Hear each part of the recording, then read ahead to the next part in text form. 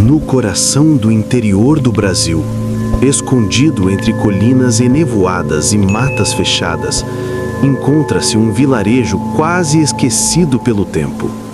São Jacinto das Almas. Com pouco mais de 800 habitantes, o lugar não aparece em mapas recentes. E os moradores mais antigos dizem que isso é proposital. Ninguém ali gosta de falar do passado, muito menos sobre o sino da velha capela, que, segundo contam, ainda ressoa à meia-noite, mesmo que a torre tenha sido destruída há mais de 40 anos. Durante décadas, a história do sino foi tratada como superstição. Mas tudo mudou quando uma equipe de documentaristas resolveu investigar a lenda e desapareceu sem deixar vestígios.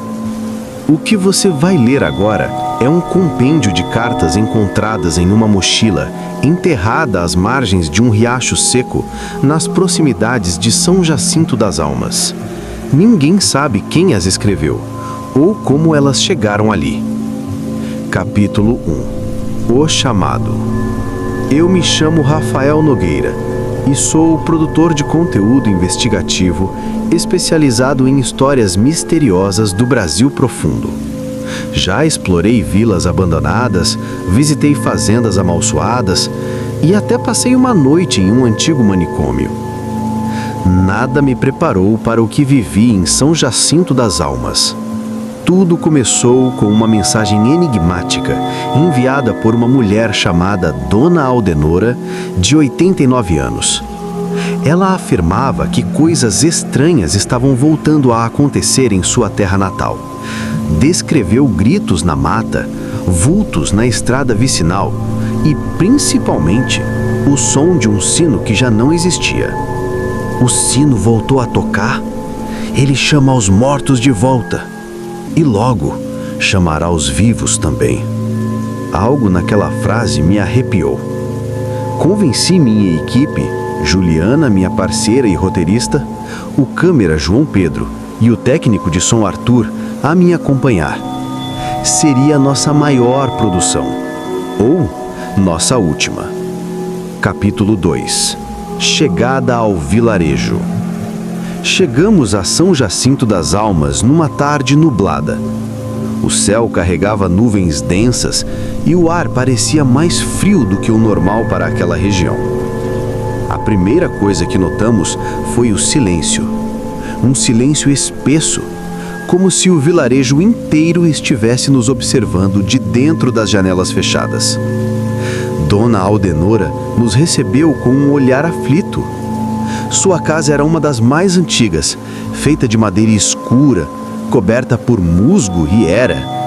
Dentro, o cheiro de eucalipto e velas queimadas dominava o ambiente.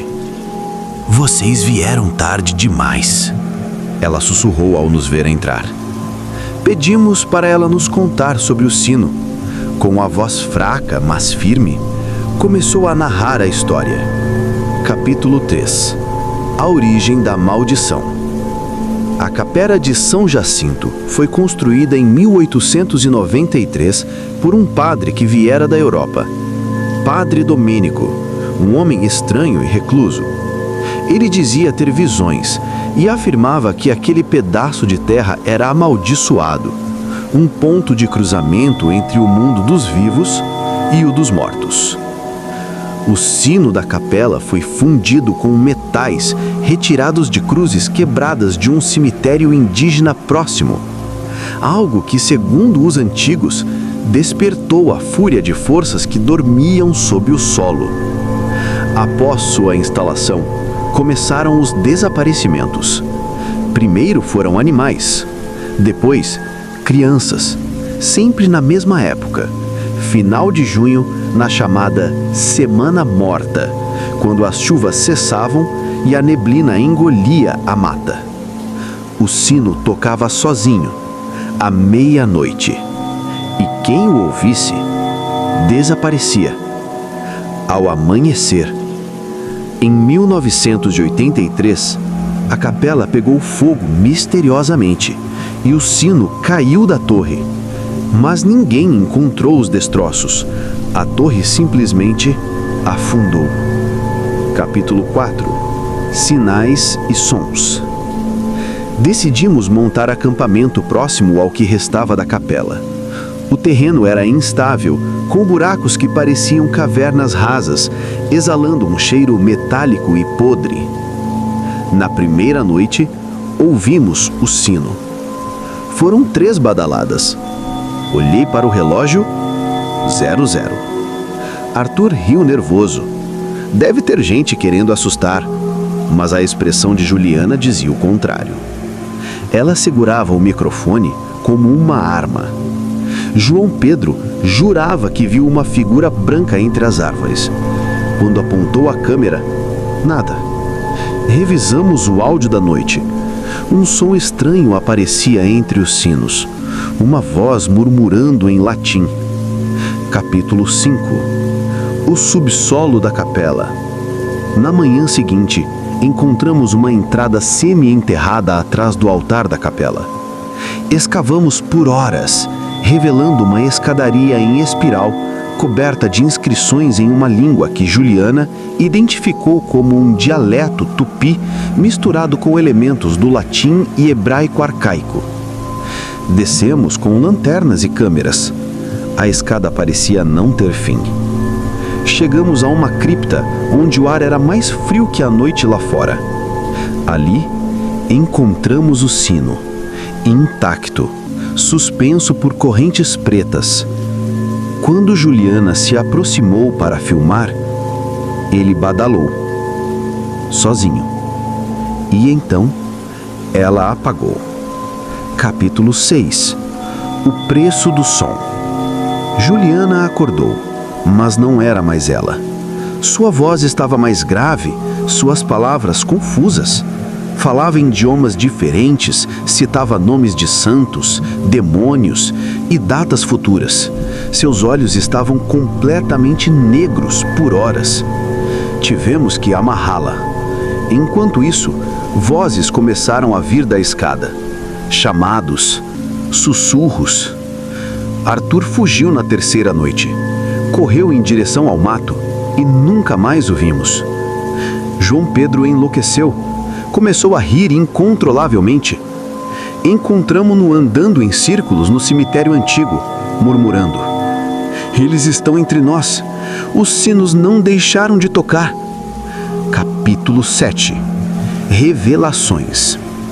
Revendo as imagens da câmera, vimos algo que não lembrávamos de ter presenciado.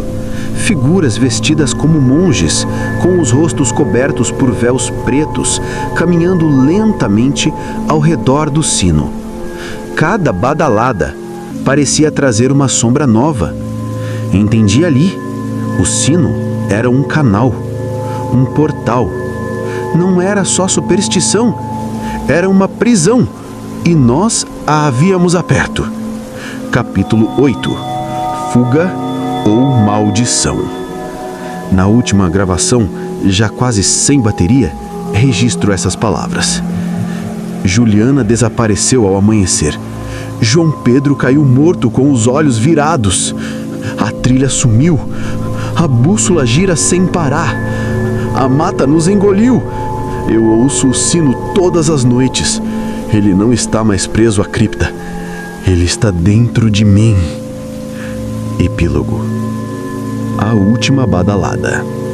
Em 2023, a mochila com estas anotações foi encontrada por um grupo de escoteiros. Nenhum membro do grupo de Rafael Nogueira jamais foi localizado. Nos anos seguintes, São Jacinto das Almas foi completamente evacuada após um deslizamento de terra misterioso encobrir parte da região. Dizem que a única coisa que ainda emerge da terra nos dias de neblina é o som de um sino distante, seguido de sussurros. Aviso final: se você ouvir um sino à meia-noite e não houver nenhuma igreja por perto, reze e não responda aos sussurros.